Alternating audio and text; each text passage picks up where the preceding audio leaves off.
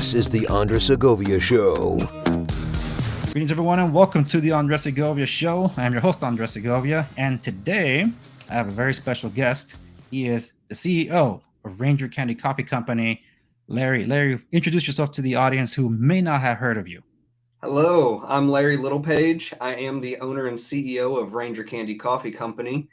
We are a veteran-owned, premium roasted coffee company.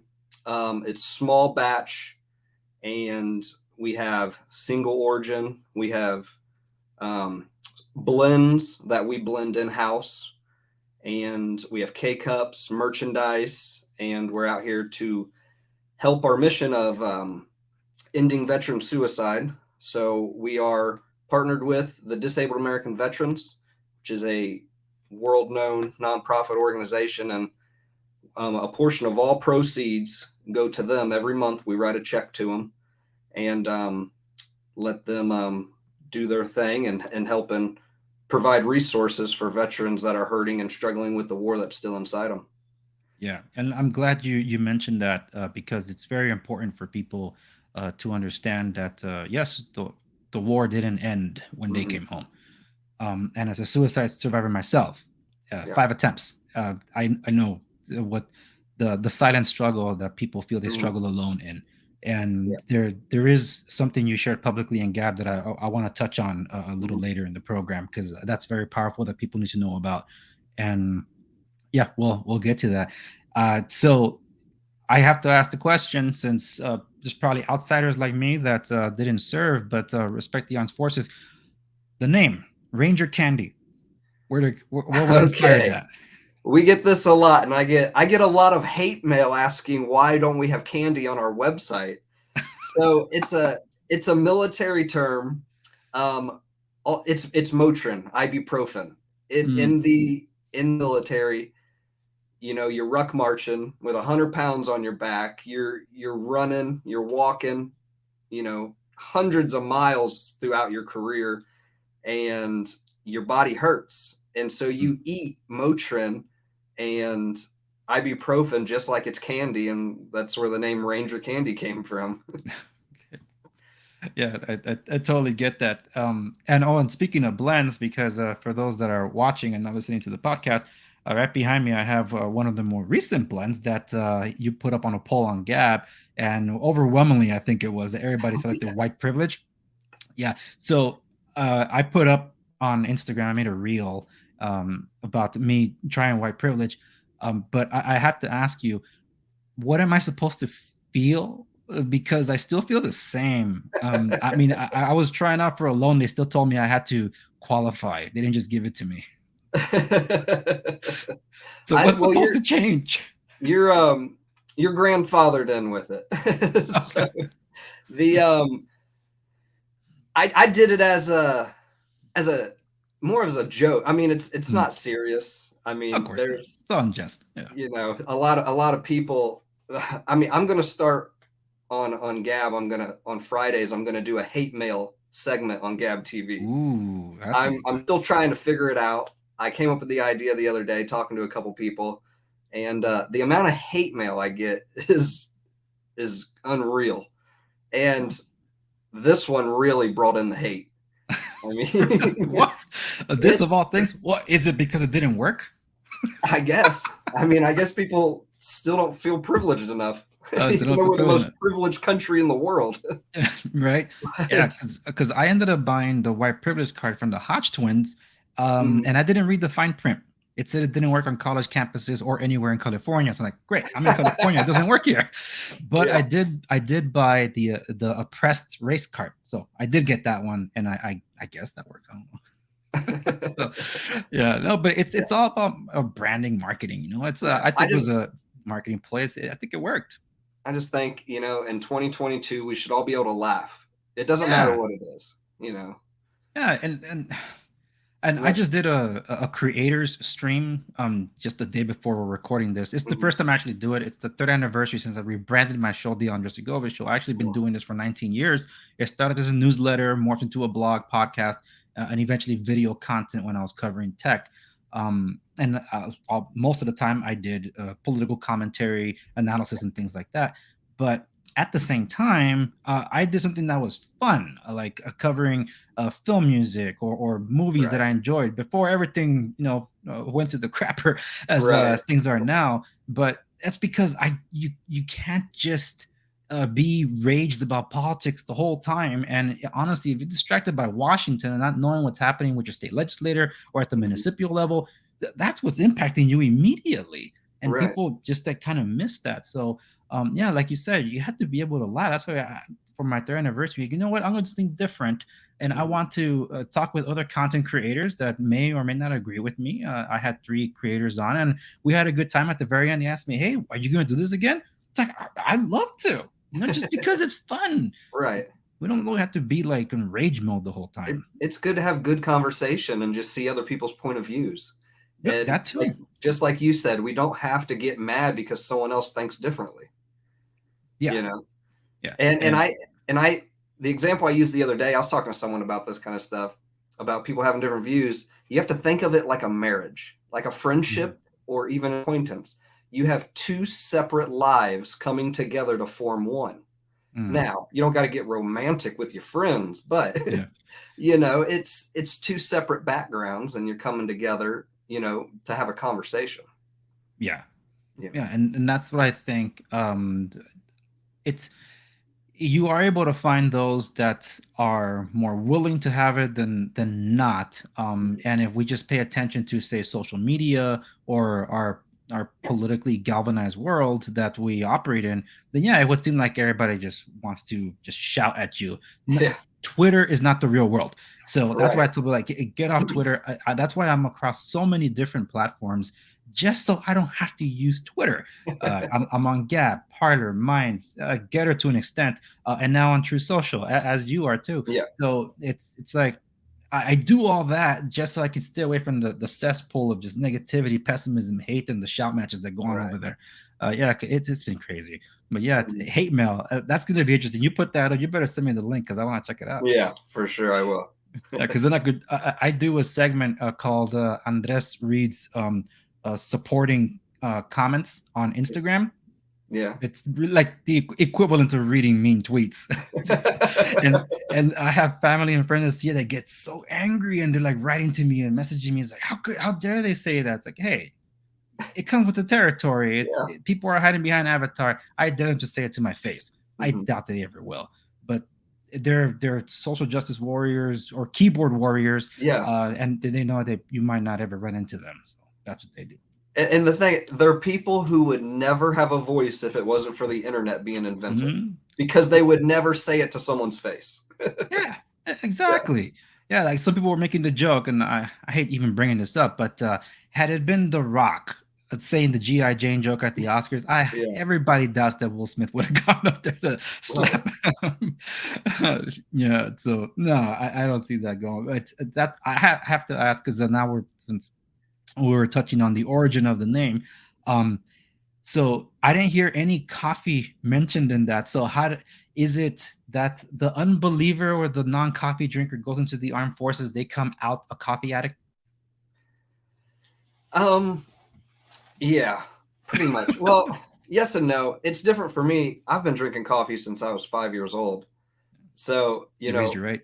my father had me make him coffee when I was little at a young age, and Mm, I just a kid being a kid. I'm like, I want to see what it tastes like, And I actually liked it as a kid. oh. And so I would drink it without him knowing, Well, and how would they not know if you were bouncing off the walls though? well, that they probably couldn't connect the two dots. I'm gonna give them that. Okay. But yeah, I would, take a drink every time I'd make them a cup and, things like that. But and then it just came through, and then I worked in a coffee shop as a teenager, and I enjoyed it. But I always loved, and it goes with anything, I love business in general, Mm. and I just really enjoy coffee. So I'm like, it's the two separate things. And I mean, yeah, forget what I was saying there. It's You it's enjoy uh business and you enjoy it's two coffee. things that I really enjoy connected to one, Mm, and it's fun while doing it. I don't want to be a barista by any mm, means, but the roasting process is just very enjoyable. And then creating different blends, the amount of time and effort that goes into creating just one blend is, people would never understand. You're Trial and error. talking weeks and months of testing and testing and testing till you get just the right amount of bean count in a cup.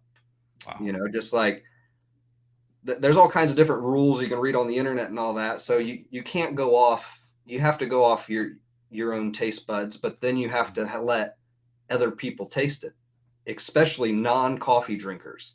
As crazy as it sounds, because their taste buds aren't tainted with, McDonald's and Starbucks and all these other people's coffee, to where, I've had so many different coffees, it's hard for me to taste something and I can taste the quality, but the actual coffee taste itself is still the same across the board. But there's different aromas and everything involved. Yeah, it's almost like wine. That's why exactly. that's why I told people that whenever I compare coffee and they say, what's it like? Well, so is tea, but I tell them coffee is much like wine. You have to basically, I guess you could say the wine connoisseurs, like they know how to, like, the flavors and divide it. You got to appreciate it and all that. I began to understand that when I fell in love with coffee again. And that's actually a story I'll tell you in a bit, but I want to keep the wheels going on getting to the origins of how you got to end up doing your own coffee shop, because that's what you're doing now. But you said you worked at a coffee shop when you were a teenager. How long did it take for you to finally say, you know what, I'm going to do it? I'm going to open my own coffee shop. We don't have a coffee shop. We're a roastery. Oh, well, your own coffee company. Yeah. But I got into construction actually. And that is when I was like, I see all these other guys, these guys come work for me, or I go to job sites and see subcontractors, and they're 40 years old and can barely walk, and all this stuff, just because the industry just destroys your body. Well, my body's already hurt enough from the military. So it's like, I'm like, I got to think of something else I want to do. So my wife and I discussed it, and we're like, I was doing my research and stuff. I knew how to drink coffee. I knew not a single thing about how to get it from a bush to a cup. And it's actually, what a lot of people don't know, it's a berry. It goes from a berry bush to your cup. And, how things are made really intrigues me. I love watching and seeing how things are made. And just the process of going through and what it takes to a cup of coffee is just very enjoyable. So we discussed it in 2018. Then the fire that was under me to get me going was somebody told me that I couldn't do it. Oh. And boy, were they wrong. So me being me and hard-headed, I always fill my plate up too much. I got a construction company. I don't have the time for it. I got a family. I got daughters. I don't have any time for it. But when someone told me that I couldn't do it, I was like, okay. And I did it. The next day, I had a website up. I had vendors. I had all this stuff. And I was like, I'll figure it out. And that was in 2018. Well, the beginning of 2018. Mm-hmm. And then it went on about a year in to being in business. Recoil Magazine reached out and did an article on me. Omni Military Loans. And there's someone else. And that kind of gave me a boost. And I'm like, maybe I'm onto something here, And I didn't know the reason why I started in the beginning, besides I was told I couldn't do it. And then as I progressed through that first year and started getting noticed, I got to thinking, I was like, I can't keep all this to myself. I don't want to be greedy. I don't want to be self-centered. So I was like, man, there's so many different routes in this story. I hate to bounce back and forth. I'm a bounce talker. It's your story. But when I deployed in 2009, 2010, I was in the unit that ended Operation Iraqi Freedom. And they say the worst times of war is the bloodiest times of war is the beginning and the end. And we ended the war, and it was probably some of the bloodiest bloodshed in the war. And I lost a lot of friends, and so did a lot of the people around me. So when we came back, we lost about 15 guys to suicide. That's awful. And it's always hurt me. And every year we all get phone calls. Hey, so-and-so passed away. He killed himself. And this was in my, like I said, now I go back to my story about starting the business. I just had enough. I was in my first year of business. I'm like, I'm finally to a point to where I can make change because I have something I can make change with. I don't want to talk finances, but it's like, now I'm established enough financially where I could actually help people in a way and not just feed my family. And then I go back to my job. So that's when I decided, the VA has helped me tremendously, and the Disabled American Veterans. The VA is government funded, though. The Disabled American Veterans isn't. So I didn't want to pump my money back into the government. So that's why I decided to go with the Disabled American Veterans, because they have helped me in situations that no one would ever, I will never talk about. There's a lot that comes with going to war, and they've been there for me when there was no one else to talk to. So with that, that's who I wanted to choose. I mean, and just like anything in business, you'll have people that like your decision and people that don't like your decision. Yeah. It doesn't matter because you're never going to make everyone happy. That's just life. Yep. So, I decided to do that. I started putting my proceeds into the Disabled American Veterans every month, and we still do that to today. But as I progressed the coffee company, it kept getting bigger and bigger and bigger and just kept growing. Then the whole COVID thing happened, and a lot of the suppliers and that with the coffee beans became an issue. And in the beginning, I was using someone else's facility. So I was using Temecula Coffee Roasters. I got a buddy that's an executive there, and I was using their facility because I have my wife and I own a construction company, and I don't have time to roast. But the coffees were still, we picked the coffees, we did the blends and different things, and it was all our stuff just in their facility with our name on it. Basically we employed them to do the roasting part for us. And then let's just, we slowed down during COVID because the facility I was using was having issues. I would have never shut down my facility if I had my own at the time. And I got to a point to where I'm like, I want to go to the big leagues with this company. And that's when I was talking to my sister at Midwest Naturals, Jessie, and she said, won't you get on Gab? And I'm like, what's Gab? And she's like, well, aren't you in for something good? She's like, Gab is exactly you, because I have a mouth on me and everything else. Not in a bad way. I'm not going to let someone talk down on me for no reason.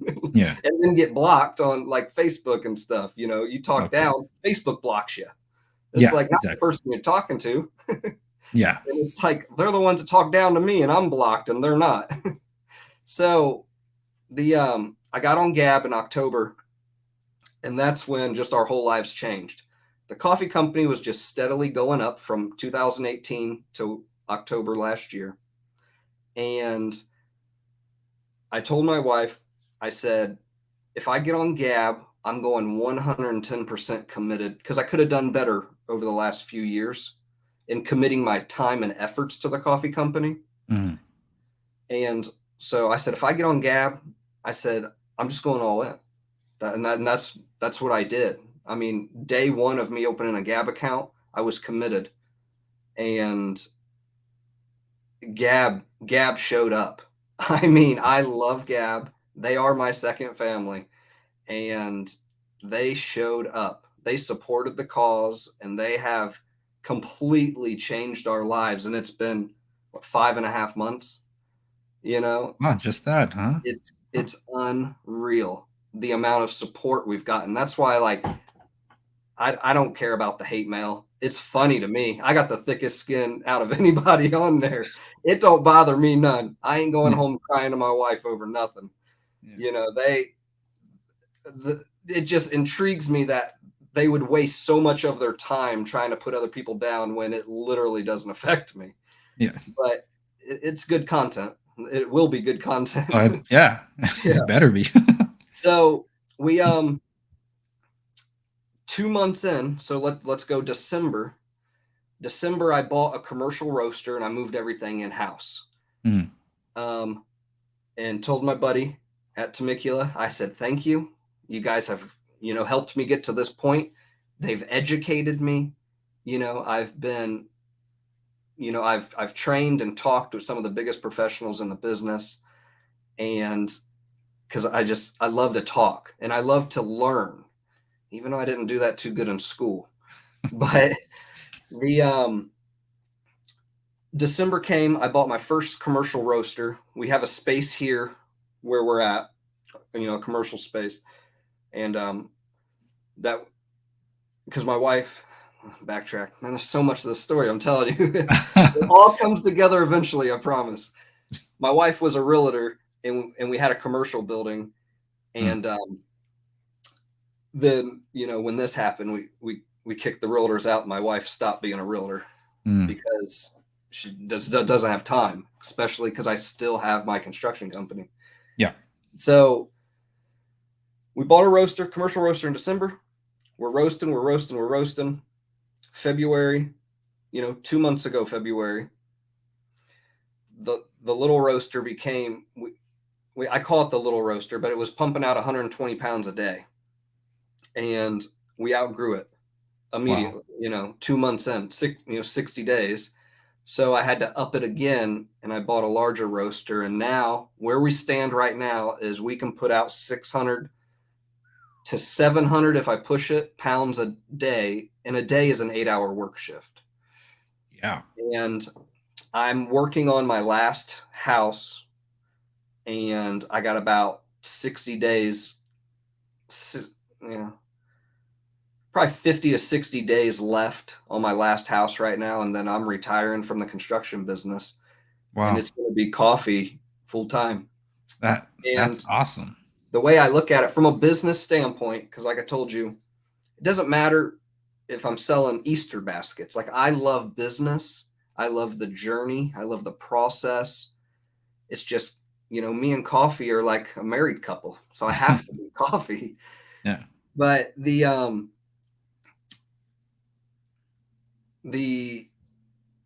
was I saying? But yeah, coffee has been, I work 6 a.m. till 4 p.m. And then I get off work and do coffee from about 4:30 to 2 a.m. every day. So now it's like, I really got to get this house. I got to pick one or the other, or I'm going to burn myself out, or one of the other.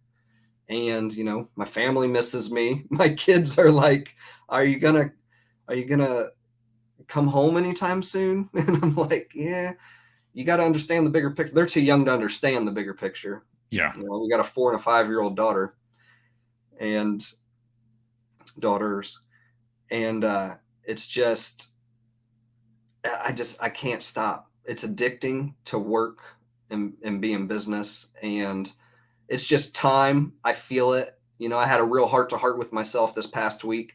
It's hard to get out of the construction business because I've been in it for so long, and I've done incredible things with it. I mean, and it's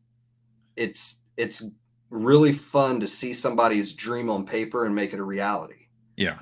I mean, it's and seeing the happiness and joy in people's dream homes, and in them because they have their dream home. And I'm gonna miss it, but I think, in my heart, I feel it's the right call. My heart isn't in it like it used to be ever since I started the coffee.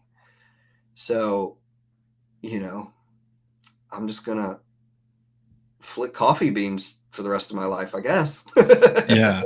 Yeah, and through it, hopefully, also Yeah. spending more time with the family. Because well, as I told you before we even started rolling, I too do multiple businesses, Yeah. primarily being construction. Mostly right now as renovation, more than Mhm. actually building from the ground up. Right. Anybody that's in California would know that technically, single family homes are outlawed as of this year, or a zoning at least. You can still Yeah. kind of build one, but zoning has been single family zoning was removed because of its racist history. So like, okay, California, come on, uh, not too surprising, Yeah. um, but I do get that from my kids. I have three. My daughter just turned Mhm. 9. My son is on his way to 7. My youngest is 4. Wow.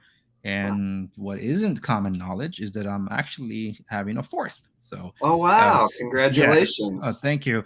That's awesome. So yeah, it does weigh on me a lot when uh, leaving from work, they're asleep. Coming home from work, they're Yeah. asleep. We just missed out. And a buddy of mine that just got deployed, and he's my age. I'm 37. He's just about a year or two younger than me.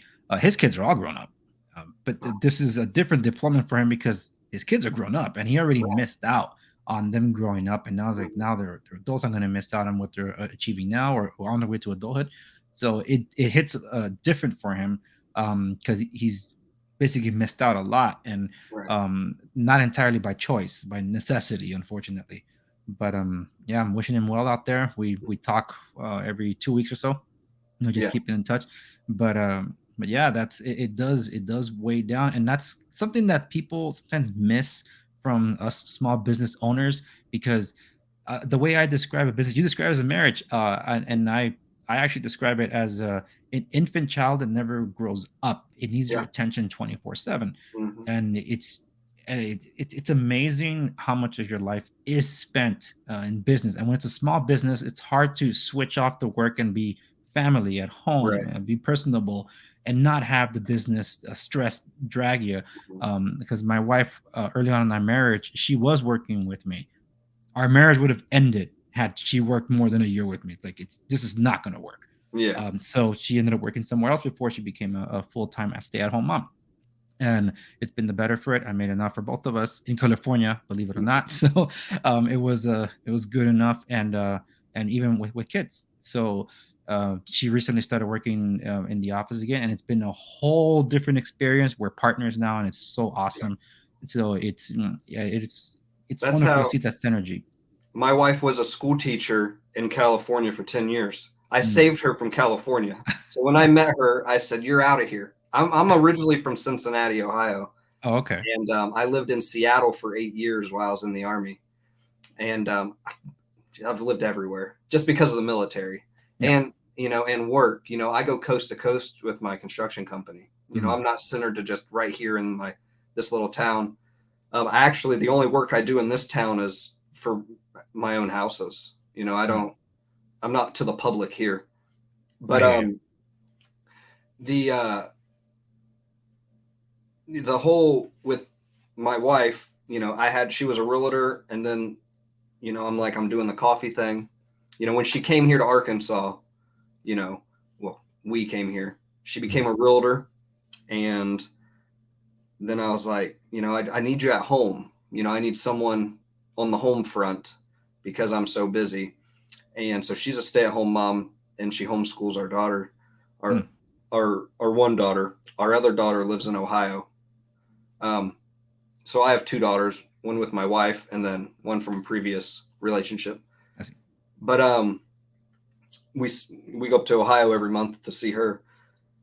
But um, but yeah, like you're saying, it becomes stressful until you figure out your places, and that's what I'm working on now, because this, like, the coffee company has grown so fast, and it's not to brag about it, it's an accomplishment, is what Yeah. is the way I see it. And, a lot of people get mad about other people's accomplishments, and it's actually quite sad, Hmm. um, I even get hate mail from other businesses on like Gab and stuff. Wow. And I didn't it's just expect that. like, we're all in this together, and I've helped a lot of businesses on Gab. There's a lot of people who's come to me and asked me for advice and stuff, and I'm an open book. I want Mm, everyone to succeed. I really do. yeah. That's the whole American dream. Why get in business to put other people down? Yeah. Get in business, make connections and network, you know. Yeah, And and it's interesting you bring that up because well, we might be talking about similar companies here, but mhm, I do follow certain companies on Gab, and it was just I felt was a very cryptic message that eventually disappeared about one of them just say probably things weren't being managed correctly. They were freezing orders and things like that. Oh snap! What's going on? And there hasn't really been much of any communication about a month. I'm like, oh man, I hope they're doing all right because I enjoyed their coffee as well. yeah, So it's not like you said, it's not to brag, but it's also right, an accomplishment in of it itself. Is right, that there's a lot that goes into this mhm, sacrifices, blood, sweat, tears, no sleep, and all this. You miss out on a lot. That's part of the sacrifice because you're yeah, trying to build something that becomes a livelihood. And if I love this line from The Good, the Bad, and the Ugly. mhm, It's if you must work for a living, why do you kill yourself working? So that's kind of why I do my show, which is this is probably my fourth job, you could say, because yeah, being a content creator is full time, and you got to be on social media to promote it and make connections and set up meetings like this, and that also takes time. yeah, But I did this as a way to find enjoyment in what I do because even though I'm good at what I do for my other work, it's boring. It can be stressful, and at times I hate it.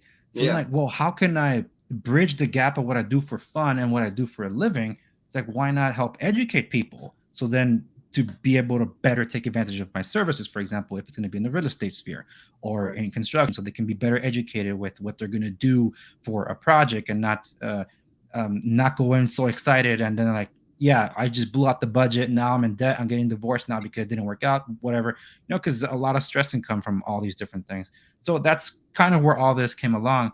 Because I had mentioned I've been doing this for like 19 years. Uh, right, where it was politics, this, politics, that. Now it's yeah, I still have moments like that because not because I bring it up. That's right, because the state is attacking property rights and mhm, making it difficult with much more zoning laws, building codes, and all this stuff that's basically crippling the industry. And then saying that we have a housing affordability crisis and a housing shortage. It's like you made the shortage, yeah, so that's what I do. And then I get demonetized, or I get throttle shadow banned on YouTube and other places. And then it's my fault for commenting on what's actually going on. And it's not even commentary; it's literally saying what's going on. right. So it comes with the territory. I understand. That's why I'm on other platforms. I have to ask you this before it slips my mind, though. I thought you were on Gab longer than that, but I remember seeing a picture when I was first looking for coffee companies on Gab. I only been there for a year. I just renewed my Gap Pro, and I remember seeing a picture of someone saying thank you, and it was with a picture of a bunch of USPS boxes of coffee going out the door. I Yeah. don't remember if that was you. That was us. That was man, that was seems like forever ago. 5.5 months wasn't that long ago, but I feel like we have caffeinated Gab for like 10 years, it feels like, because the amount of, that we've done, we're at almost 2,300 orders. Wow. And thanks to Gab. And yeah, that was us. That was, we had a day where we had like 140 orders in a single day. That was our biggest day. And that was about, I think that was in November. No, yeah, Every, probably so. yeah, Yeah. everyone was shopping for Christmas presents. Mhm. Yeah, because Yeah. I remember that. I think that's when I'm like, "Ah, I think I gotta get on this. I gotta find out what this is all about. Yeah. I think I kind of lost count which one I tried first. I have to look at my shopping history, but I remember falling head over heels with the Peruvian blend. I'm Yeah. like, oh my goodness, like because I prefer single origin. Yeah. Like, I guess I should tell you this: how I started falling in love with coffee all over again. Us in our culture, we call it el cafecito. It's literally like a latte. Yeah. So even as teenagers or even younger than that, or tweens, um, my mom would make a latte, and we call Right. it cafecito. We have some French bread and eat it. That became like a thing. So I tried making it, but it lacks my mom's heart and soul, so it never Right. tastes the same. So whenever she made it, like, okay, I'll enjoy it. But then there came a time where I didn't really drink coffee anymore. I am also a tea guy, and my wife's Taiwanese. So going to Taiwan, I'm now a tea connoisseur as well. So because like, oh my gosh, that is tea. And Right. so I'm picky about it. Some British stuff, but mostly I have to source it from Taiwan. Well, my family's origins are in El Salvador, so Central America. A lot of volcanoes, a lot of great places to grow these beans. But I didn't know that. So Right. whenever I traveled back in the day, my parents would tell me, "Do not drink the tap water. Do not just don't drink the tap water."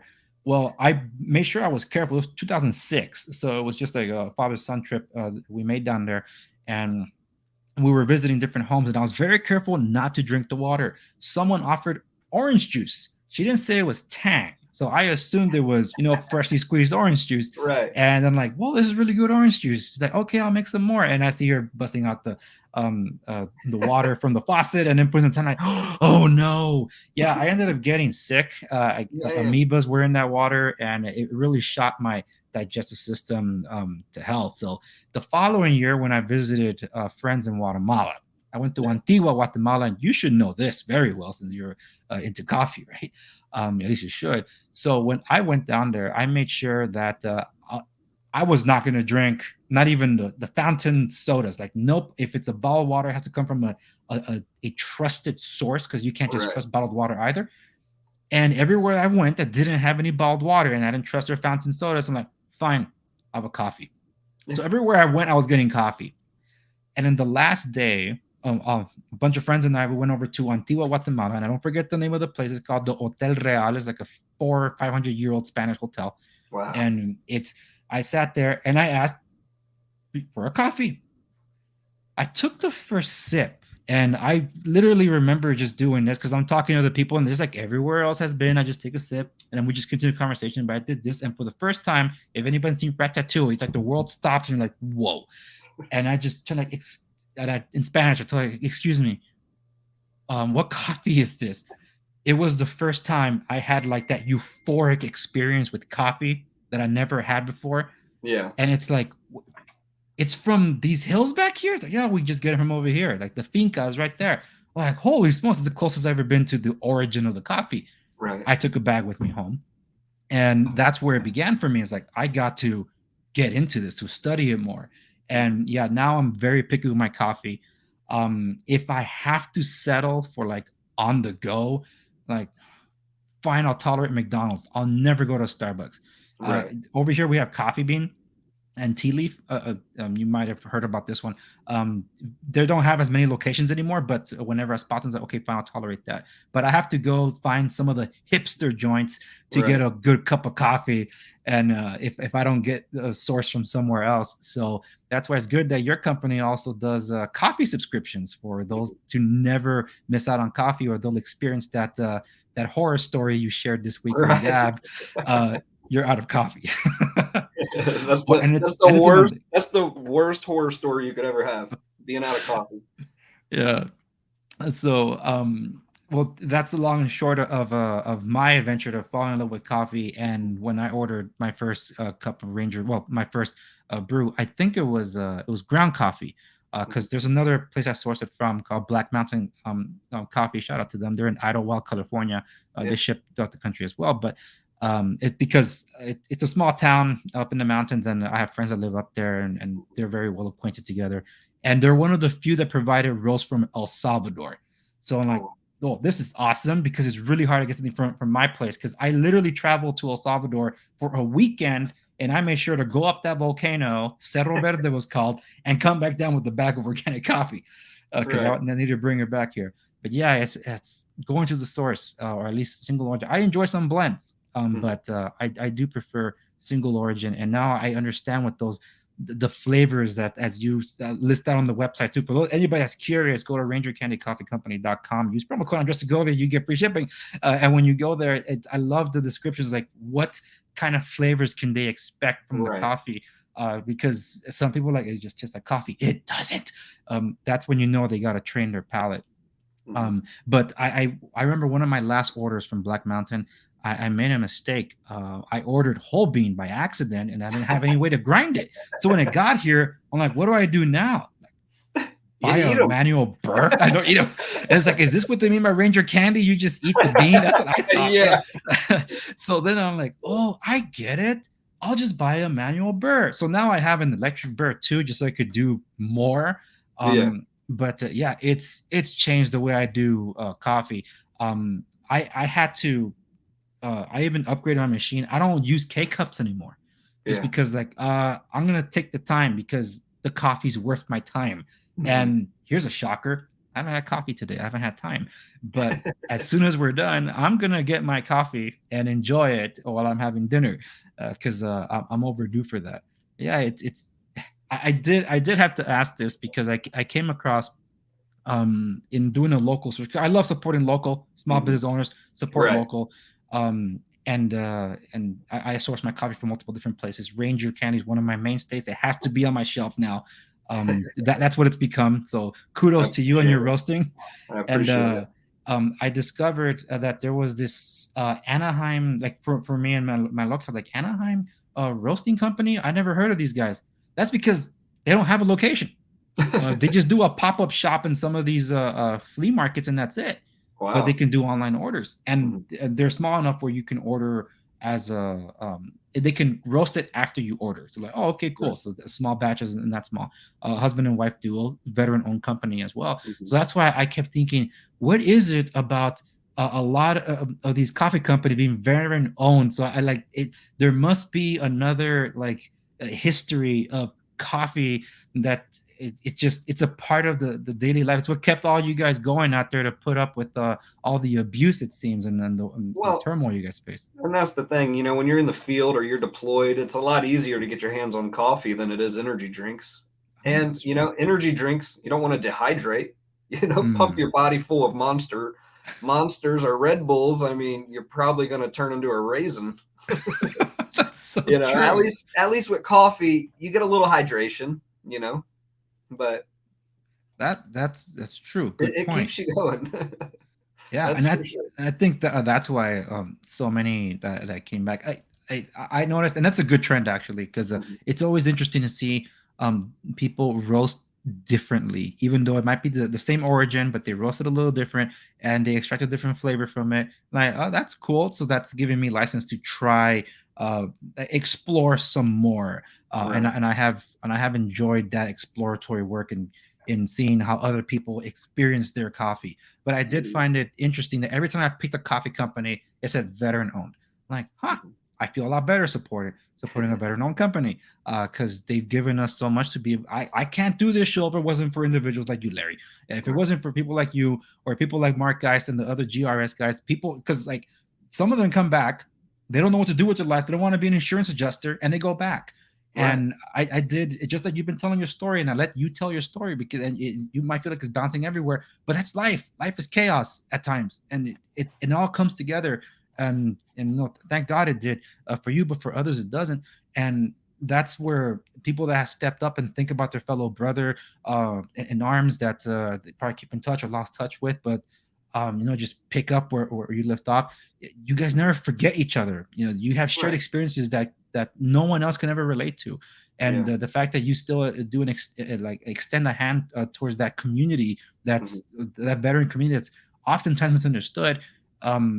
It makes me happy to know there's people like you that continue to think about your fellow brothers. But I took time with Mark when I interviewed him to explain more of the world of the GRS. He's done other podcasts and things, but I felt that no one's really honed down for people to understand. These are private contractors. It's very different when you're risking way more than it is when suppose the government will take care of you when you come home, and they don't.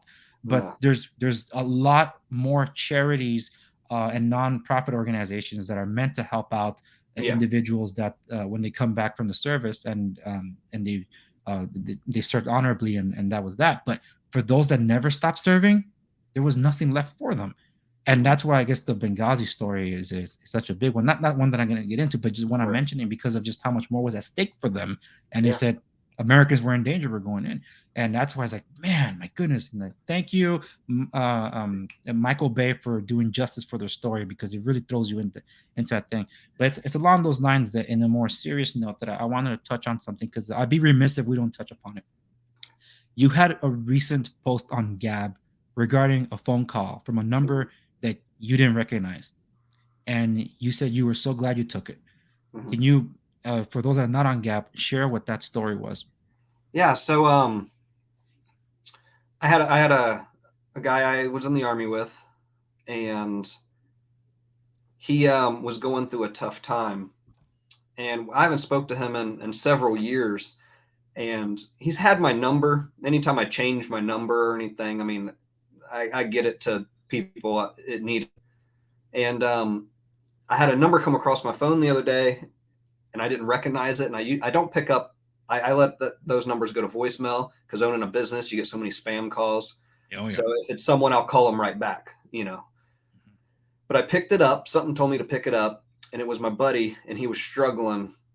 He was really struggling, and a lot of guilt, a lot of things going on in his life, with him, with his marriage, financially, and then just once things on the home front, where you should be comfortable in your own home. He's not comfortable in his own home, and then war starts kicking in. His war horror stories and that start filling his brain. Basically, everything bad that's ever happened in his life starts, coming to his mind.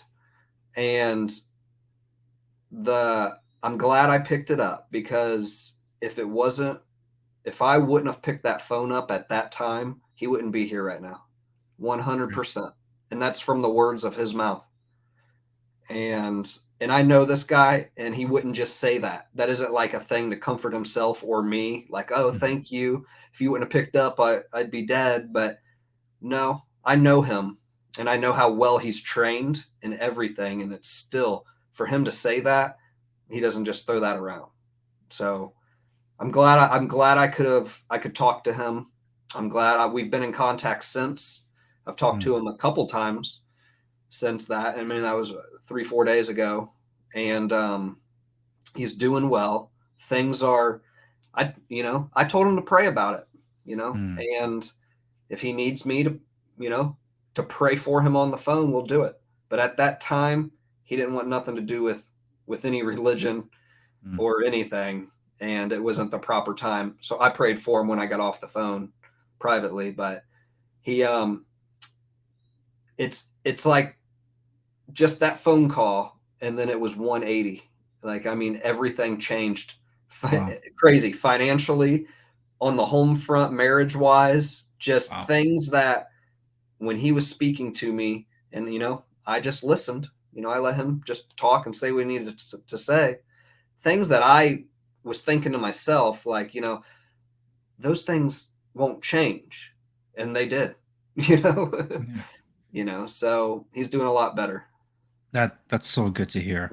Yeah, because well, it's hard not to bring this up in this topic, because as soon as that debacle of a withdraw from Afghanistan, like the first thing I'm like, oh my goodness, people, call your veteran friends immediately. 100%. And some people they weren't grasping that. They weren't understanding. No, call them now. And then the reports of the spike in the suicide hotlines that were just off the charts, and then some of them that are just off themselves. It's like, you don't get it. It's like, even if you don't get it, just call them. What does it hurt? It's just like, support the troops. Yeah, you put a ribbon up. What does it hurt to make a phone call? I'll send them a text. Just make the call. And that's the first thing I did. As soon as I was seeing that, it weighed so heavily on me, and my wife knew I was uncomfortable. I was like, what's going on? So I got phone calls to make. I got a bunch of calls to make. And I made them. A lot of them were a lot more strong, level-minded, that that they were shameful about what happened, but they stay strong. And I'm calling my buddies. All right, good. I'm just checking up to make sure that you're all right, and just to keep that going. And I did a call also on some social medias that I was on at the time for people to know, because just like you said, that one phone call, like, and you had missed that, and just to weigh on you to know, like, oh my goodness, he called me. Just what would After that have several done? years of not talking? It's probably been four years. Wow. Since I've talked to him on the phone or in person. There was a viral video. I don't know if you've seen this one. I have to find it just because it got lost in the feed. I saw this on Instagram a couple of months ago. I think it was the wife was recording from the car. It was at night, and her husband was delivering pizzas to a buddy. They haven't seen each other like in 14 years. And I guess they had finally found each other's phone numbers and locations, but his buddy didn't know that he was the one delivering the pizzas.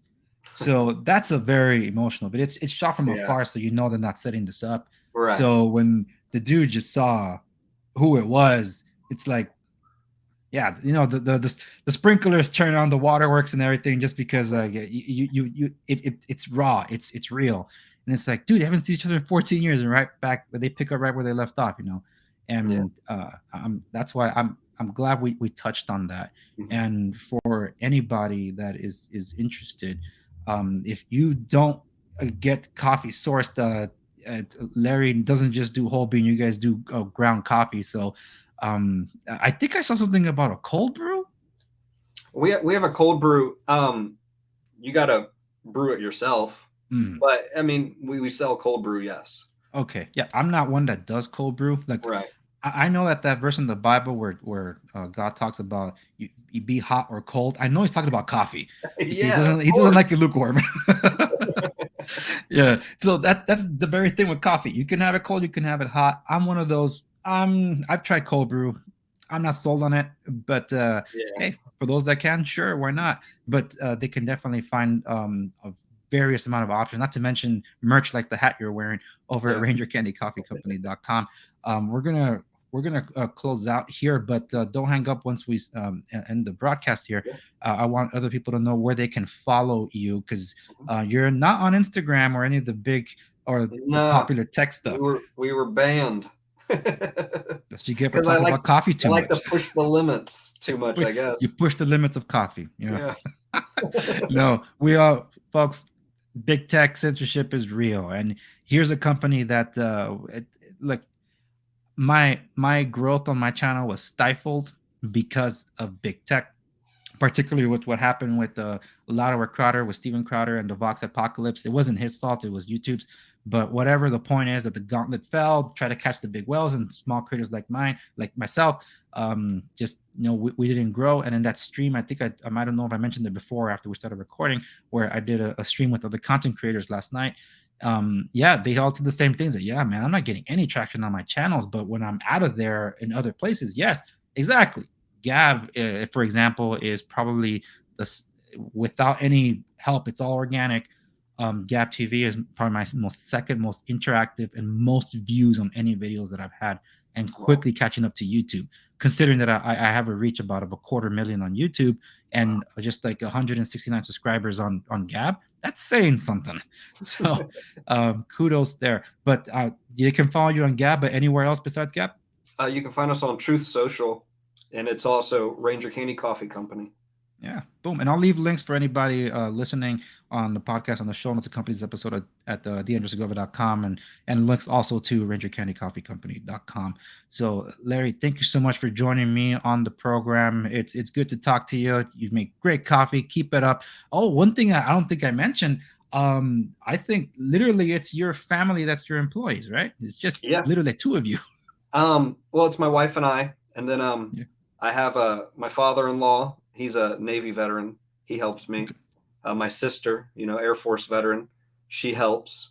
And I have I got a buddy who owns a marketing firm in Florida, and he was my section sergeant when I was deployed, and he helps me with my marketing skills. That's where I learn it from, because I do the marketing myself. But yeah. Well, thank you all for your service. and Thank support a good coffee roaster and good folks. Thank you so much, and I'd love to have you on the program again some other time. So you're welcome to it. And once again, thank you for coming on. All right, thank you.